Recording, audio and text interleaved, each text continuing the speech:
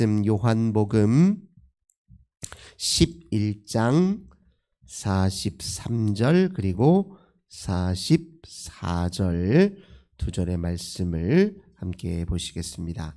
요한복음 11장 43절과 44절 두 절의 말씀 우리 한 목소리로 함께 봉독하겠습니다. 이 말씀을 하시고 큰 소리로 나사로야 나오라 부르시니 죽은 자가 수족을 베인 배로 동인 채로 나오는데 그 수건에 쌓였더라. 예수께서 이르시되 풀어놓아 다니게 하라 하시니라. 아멘. 오늘도 주님과 함께 하루를 시작하시는 우리 모든 성도님들 하나님께서 하늘의 크신 은혜와 평화 가득 부어주시길 주님의 이름으로 간절히 기원합니다. 오늘 본문의 말씀을 통해서 몸으로 영혼을 표현하다 이런 제목으로 함께 은혜 나누도록 하겠습니다. 오늘 본문은 우리 예수님께서 죽은 나사로를 다시 살리신 이야기입니다. 나사로가 다시 살아났는데요. 이 나사로의 다시 삶은 부활과는 좀 구별됩니다. 왜냐하면 나사로는 다시 예수님에 의해서 살긴 했으나 그 때가 되어서 다시 그의 생물학적 몸이 죽게 될 것입니다. 그러니까 지금 나사로가 맞이한 죽음은 부활과는 구별되기 때문에 우리 이걸 재생이라고 얘기하죠. 다시 생명을 얻었다 이렇게 표현을 할 수 있을 것입니다. 그럼 부활은 무엇이냐? 부활은 우리 예수님이 보여주셨죠. 신령한 몸으로 변화되는 것을 의미합니다. 우리 예수님은 분명히 육의 몸으로 다시 이제 부활하시긴 하였으나 이제 그 몸은 다른 한편으로 신령한 몸이에요. 다시 죽지 않는다는 거예요. 영원한 몸이란 의미죠. 우리도 나중에 예수님 다시 오실 때에 하나님 나라 완성의 그 때에 최후의 때에 모두 부활할 것이다. 예수님이 약속해 주셨잖아요. 우리도 그때 부활하면 신령한 몸으로 부활을 하는 것입니다. 몸은 몸인데 이전에 그저 썩어서 없어질 사라져버릴 그런 몸이 아니라 영원히 늘 함께 있을 영원한 차원의 그런 신령한 몸으로 우리가 부활합니다. 그래서 지금 죽은 나사로가 다시 살아난 이 현상과 부활과는 좀 차이가 있다 이렇게 이해하셔야 될 것입니다. 그럼에도 불구하고 예수님은 왜 죽은 나사로를 살리신 이 기적을 사람들 앞에 보이셨나? 그 의미는 이제 크게 두 가지로 우리가 이해할 수 있습니다. 첫 번째, 우리들이 갖고 있는 죽음에 대한 인식을 깨트리기 위해서 죽은 나사로를 다시 살리셨습니다. 즉 우리는 죽음을 그저 늘 끝이라고 생각하잖아요. 즉 생물학적 죽음과만 연결시킨단 말이에요. 죽음은 그저 끝난다 이렇게 생각하면 죽음에 대해서 우리는 두려움을 가질 수밖에 없습니다. 죽음은 늘 멀리하고 싶은 것이고 죽음은 늘 감추고 싶어하고 애써 생각하고 싶어하지 않아요. 늘 이렇게 나와는 먼 이야기처럼 생각합니다. 그러나 죽음은 끝이 아니라 이 죽음이라고 하는 것은 그저 어떤 의미에서 보면 우리의 착각에 지나지 않는다. 이런 인식을 우리에게 예수님이 가져다 주시려고 죽은 나사로를 다시 살리셨습니다. 이 죽음에 대해서 우리가 부활의 관점에서 영원의 관점에서 또 하나님 나라의 관점에서 보면 오히려 죽음은 우리가 좀 적극적으로 활용할 수도 있는 것이에요. 죽음은 십자가의 죽음처럼 작은 죽음으로 나누어서 보면 우리의 옛 자아가 죽고 우리의 죄가 죽고 다시 주 안에서 새로운 나 자신으로 태어나고 하나님이 기뻐하시는 모습으로 새롭게 변화되는 이게 죽음에 대한 이 과정을 다른 방식으로 우리가 얼마든지 이해하고 받아들일 수 있다는 것이죠. 우리는 작은 죽음을 사실 날마다 죽어요. 예를 들면 우리의 몸의 세포가 매일매일 죽어서 떨어져 나가고 새로운 세포가 만들어지잖아요. 인간의 모든 삶의 여정은 죽음과 작은 죽음과 삶의 연속입니다. 죽음을 두려워하기만 할 것이 아니라 때로 우리 인생에 적극적으로 활용할 필요가 있다는 것입니다. 이제 그런 의미에서 우리 예수님이 죽음에 대한 새로운 인식을 가져다 주기 위해서, 죽음은 그저 두려운 것이 아니라 십자가의 맥락에서 보면, 어떤 의미에서 보면 우리는 그 작은 죽음들을 날마다 죽음으로 늘 주 안에서 새롭게 다시 태어날 수 있다, 이런 인식을 가져다 주셨고, 또 두 번째로는 진짜 생물학적 죽음이 문제가 아니라 진짜 죽음이 따로 있다는 거예요. 살아도 산 것 같지 않은 그런 상태가 있지요. 진짜 죽음은 영혼이 죽어 있는 상태입니다. 영혼이 잠들어 있는 죽음이야말로 진짜 문제인 죽음이에요. 하나님과 단절된 채로 살아가는 거예요. 그저 육신이 전부이고, 그저 몸이 전부이고, 그저 눈에 보이는 것이 전부이냐, 그렇게 알고 사는 삶, 즉 영혼이 죽어 있고 잠들어 있고 기능이 마비되어 있는 삶이 진짜 문제라는 거예요. 이 죽은 나사로의 모습을 형상화한 여러 모습을 보면요, 이게 상징적인 의미를 가지고 있습니다. 영혼이 죽어 있는 사람의 상태가 어떠한지를 이 죽은 나사로가 잘 묘사해 주고 있는데요. 우선 38절을 한번 보겠습니다. 예수께서 다시 속으로 비통히 여기시며 무덤에 가시니 무덤이 굴이라 돌로 막았거늘. 지금 죽은 나사로가 어디에 있냐면 돌무덤 안에 큰 돌이 가로막고 있는 이 동굴 안에 지금 있어요. 이제 고대의 무덤이라는 게 다 이런 식이었기 때문에 당연히 나사로가 이 안에 있는 것이지만, 그러나 이걸 상징적으로 이해를 하자면요, 이 동굴 안에 갇힌 채로 인간이 살기도 합니다. 실제로 이제 플라톤이라고 하는 이제 철학자는 인간의 그 어리석음을 비유할 때 이제 동굴의 우상으로 비유를 한 적이 있습니다. 이건 뭘 뜻하냐면요, 태양을 등지고서 동굴 안에 비친 그림자를 실제 모습처럼 아는 거예요. 즉 허상을 실상처럼 여기고 사는 거예요. 이제 플라톤은 물론 이제 진짜 실상은 이데아라고 하는 본질이 있는데 그건 못 보고 그냥 눈에 보이는 현상에만 매여 사는 사람들을, 그 어리석음을 꼬집기 위해서 이제 동굴의 우상이라는 걸 이야기했거든요. 근데 그 플라톤의 말을 우리가 인용해서 이야기를 하자면, 우리 역시 영적 실제를 보지 못하고 하나님 나라의 세계, 주 하나님의 통치와 다스림은 제대로 알지 못하고 거기에 관심도 두지 않고 그저 자기 눈앞에 보이는 자기 의지와 통제의 영역 안에 갇혀서, 자아의 나라 안에 갇혀서 자기 우상 숭배에 갇혀서 사는 경우가 있잖아요. 똑같습니다. 동굴에 갇혀 있다는 것은 곧 그렇게 하나님 나라의 실상을 제대로 보지 못하고 그림자와 같이 잠깐이면 사라져버릴 유한한 것에 마음과 정신이 다 빼앗겨버린 상태예요. 영혼이 잠들어 있는 상태죠. 그런 유형의 죽음이 더 큰 문제라는 거예요.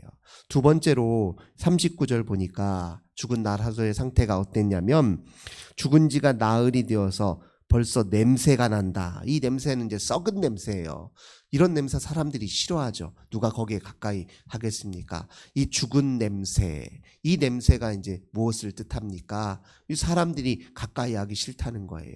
사람과 단절돼 있다는 거예요. 사람과 사랑으로 교감하고 소통하고 늘 타인과의 관계 속에서 그의 아름다운 덕을 드러내는 사는 것이 아니라 피하고 싶은 사람으로, 그의 삶이 모두 다 자기중심적이고 그저 자기 입속만 차리고 자기 욕심만 차리면서 다른 사람을 향해서는 자비심도 없고 긍휼의 마음도 없는 이런 상태는 곧 썩은 냄새가 진동하는 그런 삶의 모습이죠. 그 역시 죽음과도 같다는 거예요. 우리가 진짜 경계해야 될 죽음은 그것이라는 거예요.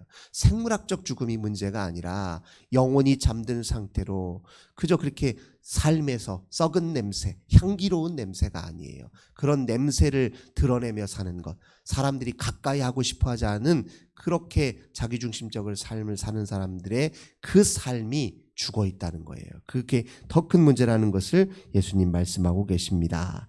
또 이렇게 건너뛰어서 오늘 그 나사로를 향해서 예수님이 뭐라고 얘기하냐면 43절, 나사로야 나오너라, 이렇게 그의 이름을 지칭하여 밖으로 나오라 이야기합니다. 원래 이름이라고 하는 것은 뭘 뜻하냐면 그의 본질을 사실 상징합니다. 이름을 부른다는 것은 그의 본질적 요소를 끌어낸다는 걸 뜻해요. 사람의 본질은 어디에 있습니까? 영혼에 있어요. 영에 있습니다. 영이 잠들어 있는 너요, 영을 깨워 불러 일으키시는 거예요. 네 본질이 어디에 있는지, 네 몸에 있지 않다. 잠깐이면 사라져버릴 그 네 육체의 몸에 있는 것이 아니라 네 본질은 영에 있다.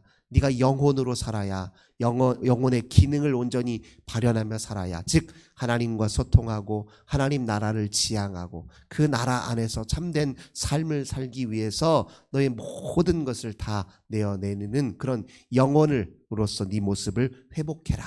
이 부름이 바로 그런 부름과 같다는 것입니다. 이 시대에 많은 사람들이 잃어버리는 게 바로 이런 차원이잖아요. 눈에 보이는 것, 경험할 수 있는 것이 실제래요. 경험할 수 없는 것, 눈에 안 보이는 것은 다 가짜래요. 허상이래요. 이렇게 잘못된 세계관과 그 왜곡된 편협한 생각에 사로잡혀 있어서 영혼의 기능을 제대로 드러내지 못한단 말이죠.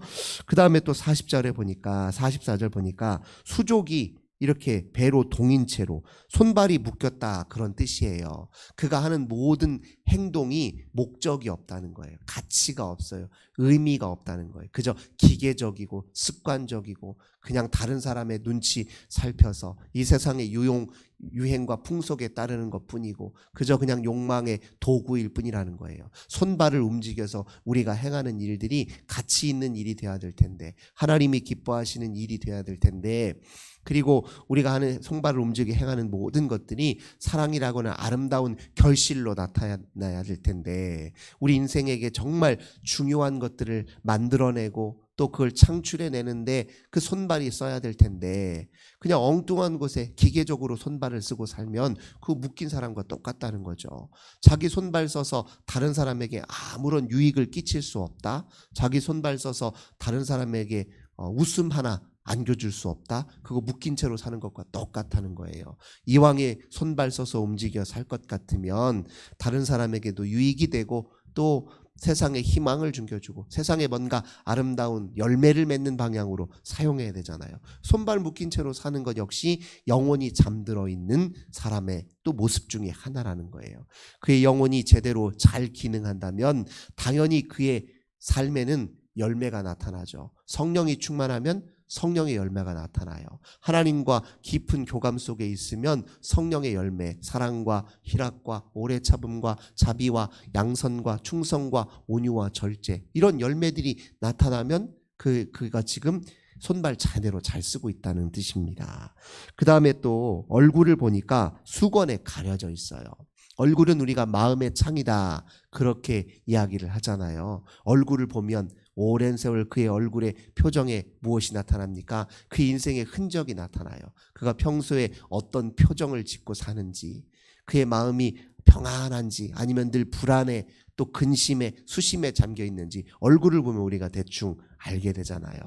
제가 어떤 한의사 선생님의 이야기를 들었는데요. 그 선생님이 이제 용하다 소문난 선생님 중에 한 분이셔서 지금은 돌아가셨는데, 그런데 환자가 문을 열고 들어오는 순간 어느 정도 절반 이상은 진단이 끝난다는 거예요. 그러면은 손을 이렇게 딱 짚어보고 맥을 짚어보면 내 직관이 맞구나, 이렇게 확인을 하신다는 거예요. 그리고 나서 이제 약을 지어주신다는 거예요. 제가 이제 그 얘기를 들었는데, 들어서는 순간 얼굴 낯빛을 보고 벌써 그가 무슨 병증에 있는지 대충 짐작을 하신다는 거예요. 우리 얼굴이라고 하는 것은 영혼의 창입니다. 마음의 창이라고요. 얼굴이 가려졌다는 게 뭘 뜻하겠어요? 그의 본질적인 것은 다 가려졌다는 거예요. 그게 본래 모습은 사라지고 가짜 자기로 온통 위선과 가식과 허위의식과 그리고 진짜도 아닌 이미지로만 다 채색되어 있는 그런 모습으로 살아가고 있는 것이 얼굴이 가려진 거예요. 현대인들은 다른 사람이 나를 어떻게 봐줄 것인가, 다른 사람 눈에 내가 능력 있는 사람이 되어야 될 텐데, 다른 사람 눈에 보기에 내가 무시당할 수 없는 사람이어야 될 텐데, 늘 이런 타인에 대한 의식 속에 타인의 시선을 의식하며 사는 것이 현대인들의 또 한 그림자 중에 하나 아닙니까? 이거 얼굴이 다 가려진 것과 똑같아요. 진짜 자기 모습으로 살아가는 것, 당당하게 내 마음, 내 진실, 내 속에 있는 참된 나의 모습, 하나님이 내게 부여하신 하나님의 형상, 이걸 밝히 드러내며 살아야 될 텐데 이게 다 가로막히고 차단되어 있으면 그게 곧 영혼의 죽음과 같다는 것입니다. 그래서 예수님이 마지막에 뭐라고 얘기합니까? 그 모든 걸 풀어 놓아라. 묶인 손발도 다 풀어놓고 얼굴 수건도 다 벗겨놓고 그의 냄새도 다 씻어내버리고 그리고 돌 무덤도 다 치워버리고 자유롭게 놓아주심으로써 그가 살아난 거예요. 그를 살리는 과정을 보면 그저 육신만 다시 살리신 게 아니에요. 그의 영혼이 다 온전히 드러나도록 그렇게 예수님이 살리셨다는 거예요. 우리의 몸은 영혼의 표현이 되어야 됩니다. 영혼의 도구가 돼야 돼요. 우리는 질그락 같은 존재이지만 우리 마음속에 주님을 품으면 우리 주님과의 깊은 관계 교감 속에서 우리의 영혼이 되살아나면 그럼 보배를 우리가 품고 있는 거예요. 그릇은 무엇을 품고 있느냐에 따라서 용도가 달라지고 가치가 달라지는 거예요. 그 안에 담고 있는 내용물이 중요하잖아요.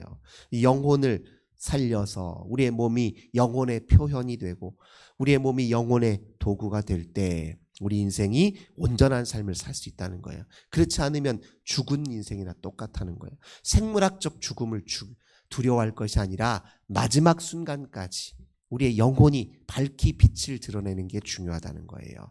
생애를 길게 사는 게 중요한 것이 아니라 짧게 살더라도 단 몇 년을 살더라도 그 인생 속에 영혼이 밝히 빛을 드러내면 잘 산 인생이라는 거예요. 그게 성공한 인생이다. 오늘 예수님께서 이 죽은 나사로를 치유하는 과정에서 우리에게 가르쳐 주셨습니다. 이 말씀을 붙들고 오늘도 우리의 영혼에 밝은 빛을 드러내며 사시는 우리 모든 성도님들 되시길 주님의 이름으로 간절히 기원합니다. 좋으신 주님 감사드립니다.